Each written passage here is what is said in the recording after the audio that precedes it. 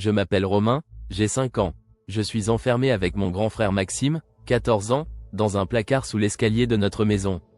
Il fait sombre. La petite lampe de poche que je tiens tremble dans mes mains, presque éteinte. Maxime me chuchote de ne pas faire de bruit. Dehors, des cris éclatent, des bruits lourds résonnent. Parfois, on dirait des pas. Je n'ai jamais eu aussi peur. Maxime garde son bras autour de moi. Je sens qu'il a peur aussi, même s'il essaie de ne pas le montrer. Il y a quelques heures, je jouais avec mes petites voitures dans le salon. Les sirènes ont retenti, si fortes qu'elles m'ont fait sursauter. Maman et papa ont attrapé leur veste en panique. Maman s'est penchée vers nous, essoufflée. Restez là, on revient vite. Ils sont sortis, la porte s'est refermée violemment. Depuis, on ne les a pas revus. Le bruit des sirènes s'est arrêté, mais d'autres sons les ont remplacés. Ceux qui donnent des frissons. Maxime, c'est mon grand frère. Il me sourit pour essayer de me rassurer, mais ses yeux sont trop grands, trop fixes. Je sais qu'il a peur, lui aussi. Habituellement, on se dispute pour tout. Mais là, il est différent. Il me serre contre lui comme si sa vie en dépendait. Et moi, je me sens en sécurité. Maxime dit qu'il nous protégera jusqu'à ce que papa et maman reviennent. Mon ventre gargouille, j'ai faim. La gourde d'eau que Maxime a trouvée est presque vide. La lampe faiblit encore. Les bruits dehors s'intensifient, parfois des grondements, parfois des cris. Maxime murmure qu'on ne peut pas rester ici trop longtemps. Mais sortir, je sais que c'est dangereux. Ça, il n'a pas besoin de me le dire. J'ai peur, une peur qui m'étouffe. Mais je fais tout pour ne pas pleurer. Si je pleure, Maxime saura que je ne suis pas fort.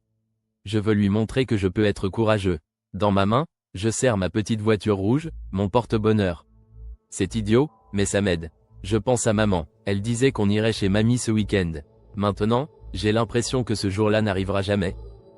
Maxime chuchote qu'il doit aller voir si la cuisine est accessible. Ça me terrifie. S'il part, je reste tout seul. Mais il insiste, disant que c'est notre seule chance. Je voudrais lui dire de ne pas y aller, de rester là avec moi, mais ma gorge est trop serrée pour parler. Je m'agrippe à sa manche. Je me souviens des anniversaires, des ballons et des gâteaux que maman faisait. Notre maison était toujours pleine de rire. Maintenant, il n'y a plus que le silence, entrecoupé de bruits qui donnent envie de se boucher les oreilles. Papa me racontait des histoires de super-héros avant de dormir. Je voudrais être un super-héros maintenant, capable de tout réparer. Quand Maxime commence à ouvrir la porte du placard, je décide que je ne peux pas rester ici seul. Alors, je fais un plan. Je vais m'accrocher à son pull quand il passera. Il ne s'en rendra même pas compte. J'ai peur, mais pas autant que d'être abandonné. J'enfile mes baskets. Je prends une petite gourde vide et la glisse dans la poche de mon manteau. Même s'il fait chaud, Maxime m'a dit de le mettre à cause des cendres dehors. Je glisse aussi ma peluche préférée, Freddy, sous mon bras. Je suis prêt, ou du moins, j'essaie de me convaincre que je le suis. Dans le salon, un bruit sourd résonne. Quelqu'un frappe à la porte d'entrée. Une voix supplie qu'on ouvre. Maxime me fait signe de me cacher derrière le canapé. J'obéis sans discuter. La voix, c'est celle de Monsieur Paul, notre voisin. Il a l'air blessé, à bout de souffle. Maxime hésite longtemps avant d'ouvrir. Quand Maxime ouvre la porte, Monsieur Paul s'écroule. Il saigne. Il dit des choses incompréhensibles. Des monstres, des flammes. Moi, je reste immobile, figé par la peur. Maxime essaie de le relever, mais Monsieur Paul semble trop faible. Monsieur Paul raconte qu'il a vu des soldats en combinaison tirer sur des gens. Il murmure des mots comme « virus »,« contamination ». Il dit qu'un laboratoire est derrière tout ça. Maxime le regarde sans comprendre, mais moi, ces mots me glacent. Je comprends que ce n'est pas juste une catastrophe naturelle. C'est pire, quelque chose d'invisible, de dangereux. Maxime serre les poings, ses yeux fixés sur le sol. Moi, je sens mes jambes trembler.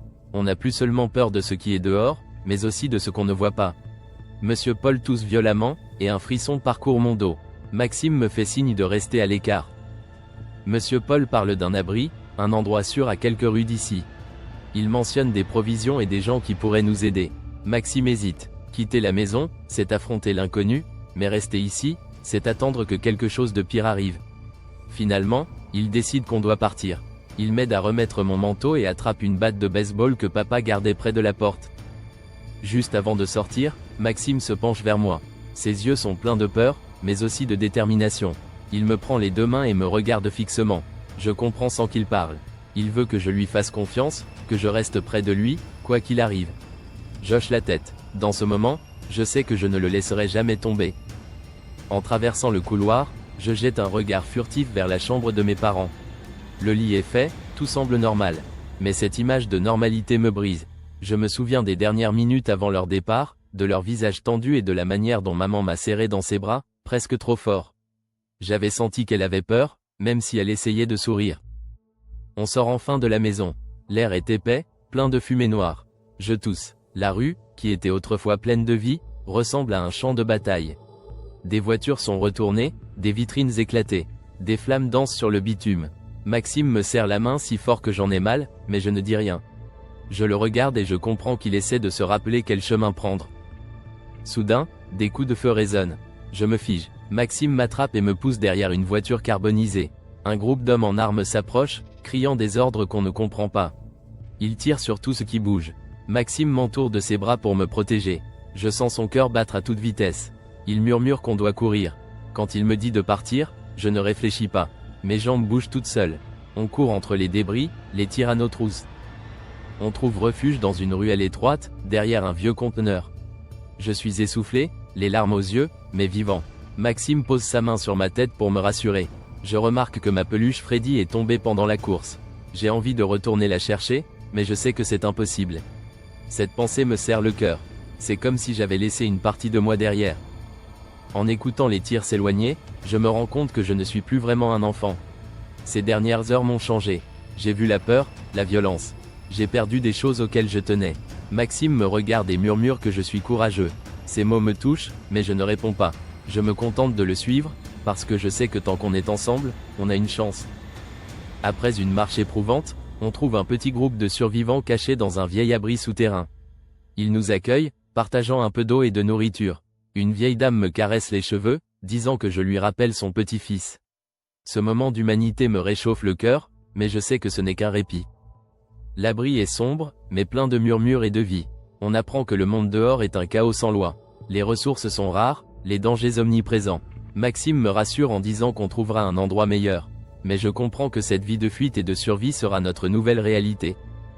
Les survivants parlent d'un refuge au nord, une communauté organisée qui accueille ceux qui cherchent à reconstruire leur vie.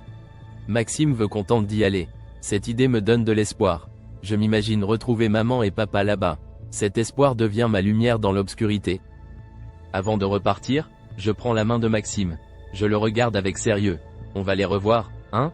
Il me répond avec un sourire fatigué mais sincère. Oui, on va chercher jusqu'à ce qu'on les trouve. Ces mots, je les grave dans ma mémoire.